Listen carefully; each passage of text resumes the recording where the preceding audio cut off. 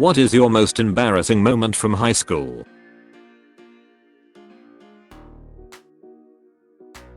I accidentally sat in someone else's car after school, thinking it was my mom's car. I even buckled my seatbelt before looking to my right and seeing a baby, and looking to the front and seeing a horrified woman. I apologized quickly and ran out only to see that my mom's car was the one behind it.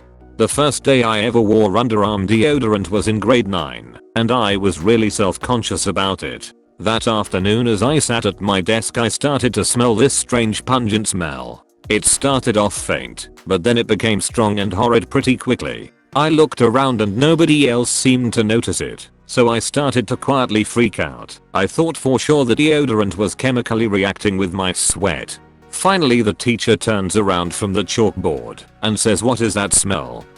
Turns out the home economics class down the hall were boiling vinegar and making homemade pickles.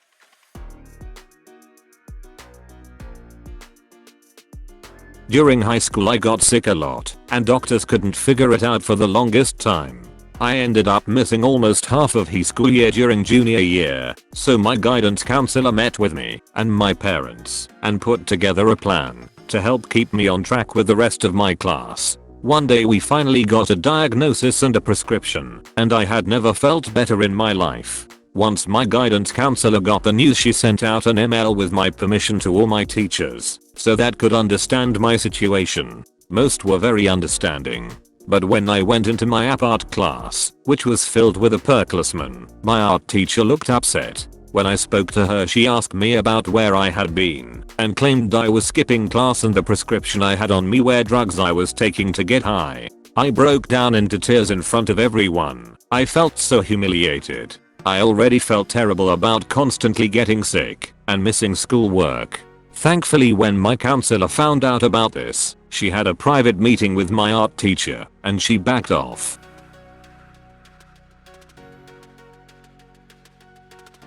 Okay, I had something like this, and I remember it very well. In the 6th grade I was in a major car accident. Lots of damage to my legs and head, to the point that the doctors weren't too sure where I would be once I recovered. So, they set me up with a special ed tutor who came to my house a few times a week. Over time I started going back to school. Granted, I still had stitches in my skull, half my head was shaved, I had pins sticking out of my legs, and I was in a wheelchair. I'm going to delete this right after I post it. How do you even describe this with a straight face? Anyway, that's what it was. So, I would start to attend more school as time went on.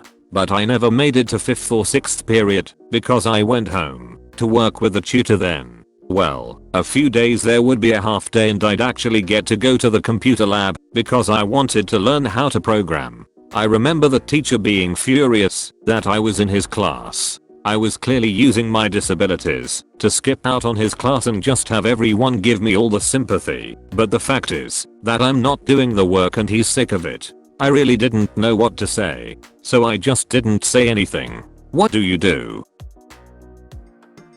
I came up with the idea that I could buy every single girl in school a rose for Valentine's Day so that nobody felt left out. Also, so that every single girl in school would notice me. I was a horny teenage boy after all.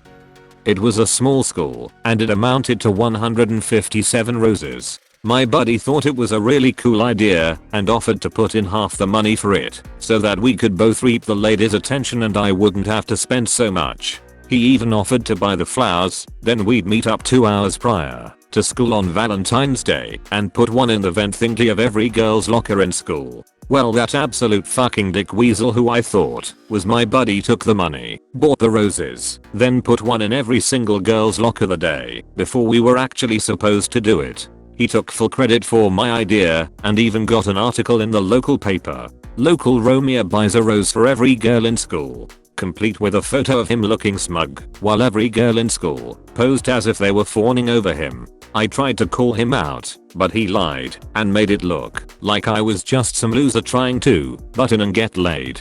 It was my idea, and I paid for half of it, but he got all the positive attention, while I got mocked for being a try-hard loser. Looking back, it really was some TV teen sitcom plot bullshit. I was 16 and I had recently started dating my first real girlfriend. Now, granted, I'd had other love interests before then, and some of them had even referred to themselves as my girlfriends, but it wasn't until age 16 that I actually started sleeping with my romantic partner, and let me tell you, the mind of a 16-year-old who has just been granted access to sex is a force to be reckoned with. It didn't matter where I was, what I was doing, or what the circumstances were. If I was with my girlfriend and we had 15 minutes to spare, we would find a way of getting it on, no matter what extreme steps we'd have to take.